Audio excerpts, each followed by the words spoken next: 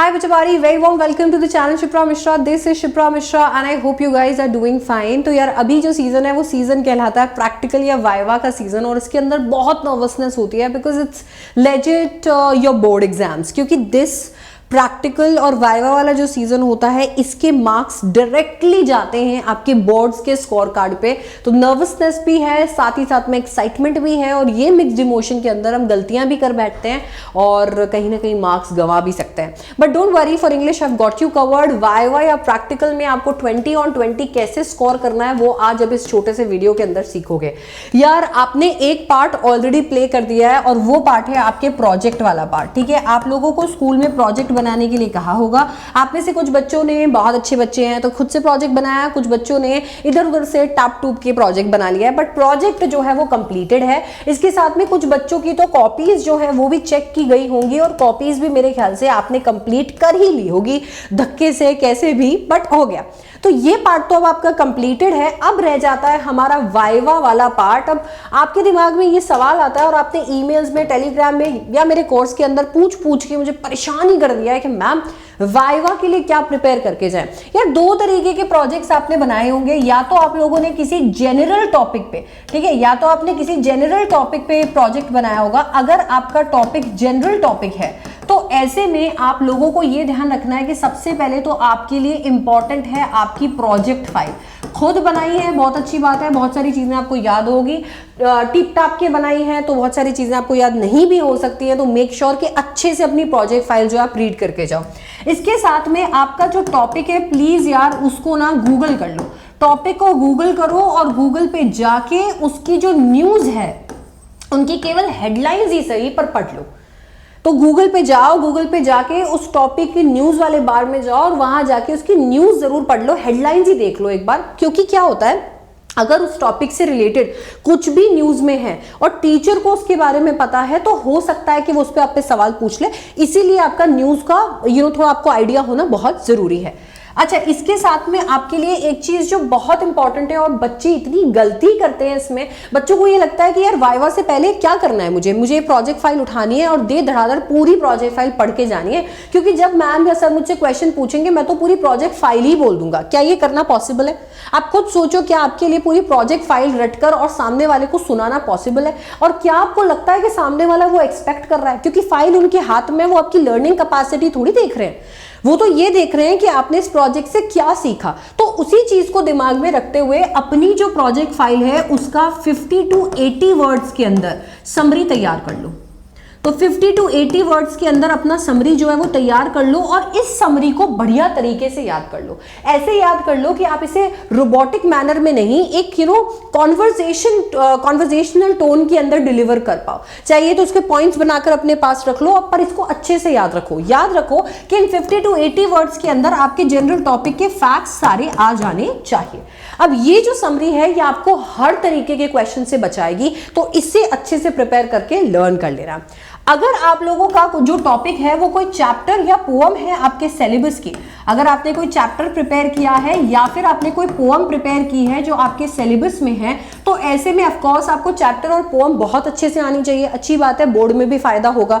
तो आप किसी समरी को देखकर मत चले जाना, कोई NCERT line by line series follow करना। चैनल पे खूब मैंने ऐसे वीडियोस डाले हुए हैं, go ahead and watch them, ठीक है। अच्छा, वो चैप्टर या पोअम आपने प्रिपेयर कर लिया। अब ध्यान रखो कि टीचर को भी पता है कि तुम समरी जरूर रट के आए होंगे या फिर चैप्टर के बारे में तुम्हें स्टोरी तो पता ही होगी, तो वो उसको छोड़कर सवाल पूछेंगे। वो पूछ सकते हैं ऑथर के बारे में, वो पूछ सकते हैं कि भैया ऑथर और इस चैप्टर या फिर पोअम का क्या रिलेशन है। वो पूछ सकते हैं कि भैया बैकग्राउंड बता दो इस चैप्टर का, ये कहां पर सेट है। जैसे मान लो लास्ट लेसन के लिए पूछ लिया, लास्ट लेसन कहां पर सेट है, तो आपको पता होना चाहिए कि वो फ्रैंको प्रशियन वॉर का बैकग्राउंड उसके अंदर है। तो बैकग्राउंड आपसे पूछा जा सकता है। पूछा जा सकता है कि आखिर इसका टाइटल द रैट ट्रैप क्यों रखा। मान लो द रैट ट्रैप पे आपने बनाया तो बोला द रैट ट्रैप इसका टाइटल क्यों रखा। आपसे पूछा जा सकता है कि भैया ये जो चैप्टर या पोअम है ये किस चीज के अराउंड रिवॉल्व करता है, इसका थीम क्या है। अगर कोई मेन कैरेक्टर चैप्टर या पोअम के अंदर है तो आपके कैरेक्टर के बारे में भी पूछा जा सकता है। तो कैरेक्टर स्केचेस आपसे पूछे जा सकते हैं, ज्यादा याद नहीं रखने, कुछ एडजेक्टिव्स कैरेक्टर्स के याद रख सकते हो। तो ये बातें आपको पढ़नी है। और इसके साथ में अगर आपने पोअम के ऊपर खास करके प्रोजेक्ट बनाया है तो आपको कुछ अच्छे बेहतरीन पोएटिक डिवाइसेस जो है पोअम के अंदर उनके बारे में पता होना चाहिए। तो ये सब तो आपको अपने प्रोजेक्ट के वाइवा के लिए पढ़कर जाना है। अब आप सोच रहे होंगे कि मैं एक्सपेक्ट क्या करूं कि मुझसे क्या क्या पूछा जाएगा। यार कुछ बेसिक से क्वेश्चंस हैं जो कि नेचुरल सी बात है, कोई भी एग्जामिनर आपसे पूछेगा ही पूछेगा। रैंकर्स के पीछे जा जाके पूछने की जरूरत ही नहीं है कि भाई तुझसे क्या पूछा, तुझसे क्या पूछा। सबसे पहले तो वो आपको इंट्रोडक्शन के लिए बोल सकते हैं कि भैया तुम इंट्रोड्यूस कर दो अपने आप को। दूसरा आपको पूछ सकते हैं कि भैया तुमने ये जो टॉपिक सेलेक्ट किया है वो क्यों सेलेक्ट करा है, why did you choose this topic, क्यों सेलेक्ट करा है तुमने ये टॉपिक। तीसरा तुमसे ये पूछ सकते हैं कि भैया तुमने यहां पर अपने टॉपिक और प्रोजेक्ट के बारे में बता दिया तो बोल सकते हैं भाई टेल मी मोर, बताओ और मेरे को इसके बारे में बताओ। या फिर तुम्हें ये भी कह सकते हैं कि यार तुम आगे से तुम्हें बोल देंगे मुझे प्रोजेक्ट के बारे में बताओ।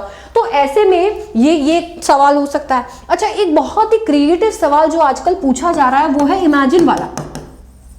भाई इमेजिन कर लो अगर तुम आंट जेनिफर होते तो तुम क्या करते। इमेजिन कर लो तुम गांधी जी होते तो तुम क्या करते, या तुम रैट ट्रैप सेलर होते तो तुम क्या करते। तो एक तो तुम्हें इमेजिन करवाएंगे और फिर तुम्हारे एक्शन को जानने की कोशिश करेंगे। अच्छा, इसके अलावा आपसे प्रोजेक्ट या आपके टॉपिक स्पेसिफिक क्वेश्चंस भी पूछे जा सकते हैं। अब ये टॉपिक स्पेसिफिक क्वेश्चन जो पन्ना उनके सामने खुला हुआ होगा उसी पे से उठ के आ सकते हैं। अब मैम इनको मैं आंसर कैसे करूं।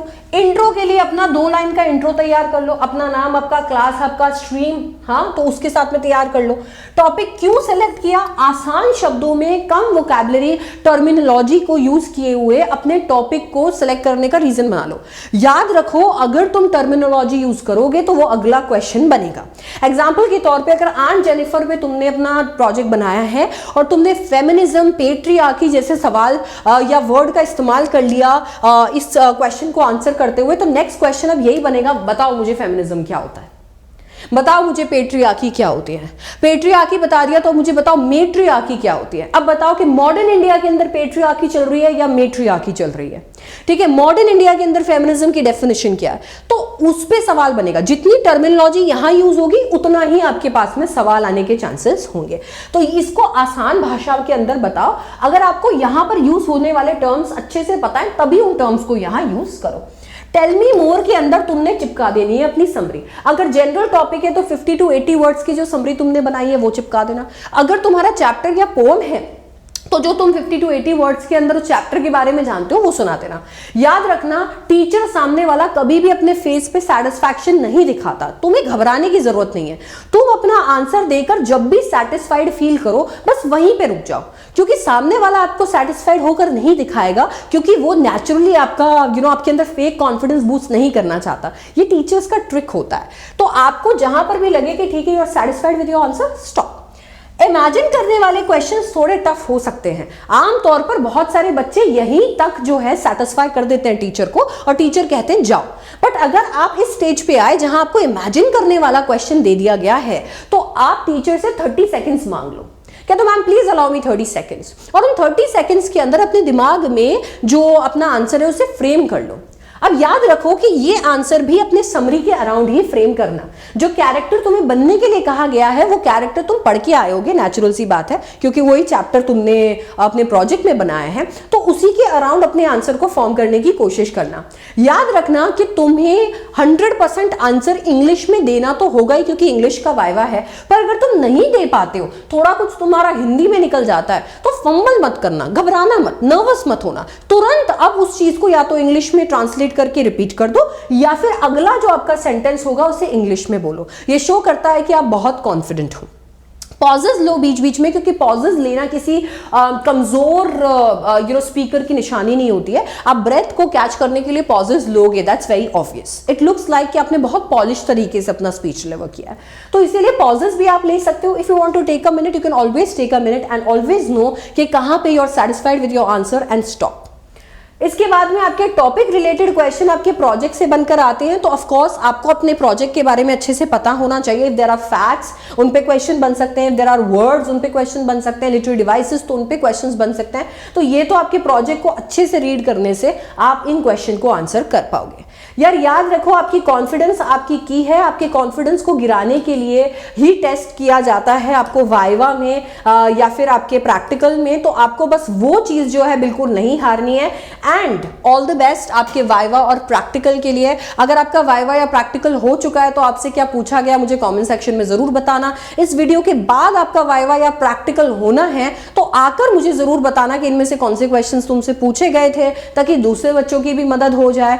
और इस वीडियो को लाइक करके अपने फ्रेंड्स के साथ जरूर शेयर करना। चैनल को सब्सक्राइब कर देना, क्योंकि वो सारे चैप्टर्स जो तुम मेरे साथ लाइव पढ़ना चाहते थे वो चैप्टर्स आ रहे हैं अब चैनल पे। और इसके साथ साथ में बहुत सारी स्ट्रैटेजी, बहुत अच्छा कंटेंट आपको मिलने वाला है इंग्लिश में 100 on 100 लाने के लिए, और इंग्लिश और CUET दोनों, CBSE और CUET के लिए फोड़ने के लिए। ठीक है क्या? तो चैनल को कर लो subscribe. I will see you in the next one.